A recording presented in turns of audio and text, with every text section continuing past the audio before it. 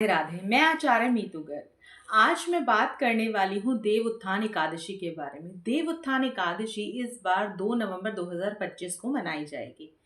देव उत्थान एकादशी को हम प्रबोधिनी एकादशी भी कहते हैं, देव उठो एकादशी भी कहते हैं। इसका मतलब ये होता है, हमारे शास्त्र में जो हम अब तक सुनते आए हैं कि भगवान विष्णु जो है वो योग निद्रा से जाग जाते हैं। जो चातुर्मास, जो 4 महीने का समय है, वो कंप्लीट हो जाता है और अब समय आता है जब विवाह, मुंडन, घर प्रवेश करना, ऐसे शुभ कार्यों की शुरुआत हो जाती है जो इतने टाइम से रुके हुए थे। तो देव उत्थान एकादशी के दिन हम ऐसा क्या करें जिससे हमारे जीवन में जितने रुके हुए काम है वो सारे पूरे होने लगे, हमारे जीवन में कोई भी कार्य में किसी भी प्रकार की कोई रुकावट ना है।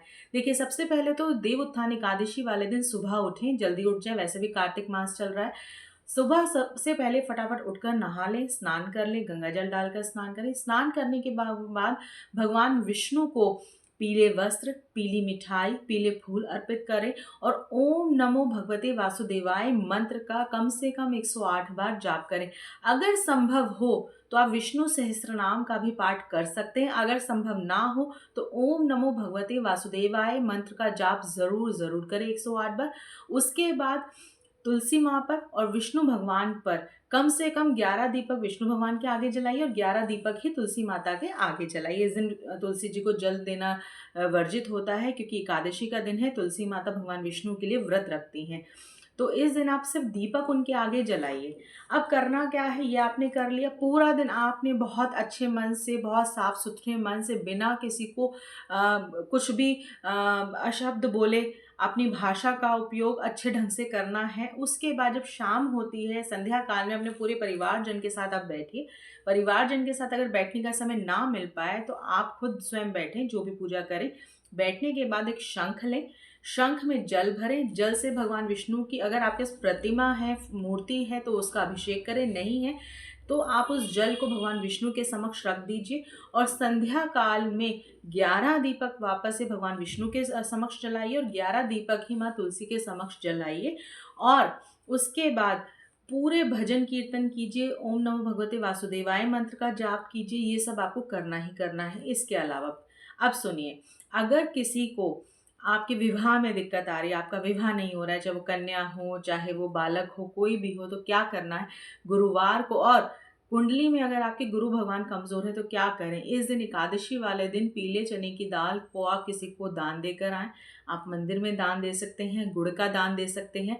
आप गौशाला जाइए, गाय को हरा चारा खिलाइए, गाय को गुड़ खिलाइए। इससे आपके जो गुरु दोष है वो आपकी कुंडली से समाप्त हो जाता है। अगर शुक्र कमजोर है, इस दिन क्या करें, चावल का दान करें, दूध का दान आप कर सकते हैं, सफ़ेद वस्त्रों का दान कर सकते हैं। इससे आपका शुक्र बहुत ज़्यादा मजबूत होगा। अब क्या करना है, और किसी भी ज़रूरतमंद को उसके मन मुताबिक या उसकी ज़रूरत के मुताबिक आप उसको खाना खिलाइए। वस्त्र दान कर सकते हैं, आप उन्हें जूते चप्पल दान कर सकते हैं। जो भी आपके सामर्थ्य है, आप अपनी सामर्थ्य के अनुसार और उसको ज़रूरत हो ऐसी चीज़ आप उसको दान करें। ऐसा दान करने से आपके जीवन में कभी भी कोई भी किसी भी प्रकार की समस्या नहीं आएगी। माँ तुलसी के समक्ष, माँ लक्ष्मी के समक्ष उनके मंत्रों का जाप करना है। मंत्र आपको डिस्क्रिप्शन में मिल जाएंगे और स्क्रीन पर भी नजर आएंगे। ऐसा करने से आपके जीवन में कभी भी धन धान्य की कमी नहीं होगी। भगवान विष्णु, माता लक्ष्मी हमेशा ही आपके घर में विराजमान होंगे। देखिए, हम सबको पता है, सभी महिलाएं हैं, पुरुष हैं, सभी ये जानते हैं कि एक पुरुष का जो दिल है वो हमेशा उसके पेट से होकर गुजरता है। अगर एक महिला बहुत अच्छा खाना बनाती है, उसको संभालती है, तो उसके पेट से होकर गुजरता है, वो खुश हो जाता है। ऐसे ही माँ लक्ष्मी भगवान विष्णु की धर्मपत्नी है, तो माँ लक्ष्मी को अगर हम खुश करते हैं तो भगवान विष्णु को अपने आप ही मना लेंगी। तो अगले दिन जब पारण करना है आपको 3 तारीख को, तो माँ लक्ष्मी को मनाइए, यानी कि माँ तुलसी को मनाइए। उनका विवाह भी है उस दिन, तो क्या करें, विवाह के लिए तुलसी विवाह पर आपने क्या करना है, तुलसी विवाह पर उनको आप सामग्री चढ़ाइए, श्रृंगार की सामग्री अर्पित कीजिए। बिंदी, लिपस्टिक, बिछुए, कंगन, मेहंदी, कंगा, ये सब चीज़ें उन्हें अर्पित कीजिए। उनके समक्ष कम से कम 21 दिए जलाइए, लाल चुनरी उन्हें उड़ाइए। अगर शालिग्राम है तो शालिग्राम से विवाह कराइए। शालिग्राम नहीं है तो आप माँ तुलसी को वैसे ही करिए और उनकी कम से कम 7 परिक्रमा ज़रूर करिए, उन्हें जल अर्पित करिए और उनके समक्ष बैठकर अपने दाम्पत्य जीवन का बहुत ही ज़्यादा उनसे आशीर्वाद लीजिए। और जिनका विवाह नहीं हुआ है, खास तौर पर कन्याएं जिनका विवाह नहीं हुआ है वो माँ तुलसी की आराधना ज़रूर करें, आपका विवाह जल्द से जल्द हो जाएगा। और इसके अलावा जिन दाम्पत्यों को अगर कन्या चाहते हैं, जिनके घर में कन्याएं नहीं हैं, पुत्र ही पुत्र हैं, तो तुलसी विवाह पर तुलसी माता की पूजा अर्चना ज़रूर करें, इससे आपको कन्या की प्राप्ति अवश्य ही होगी। राधे राधे।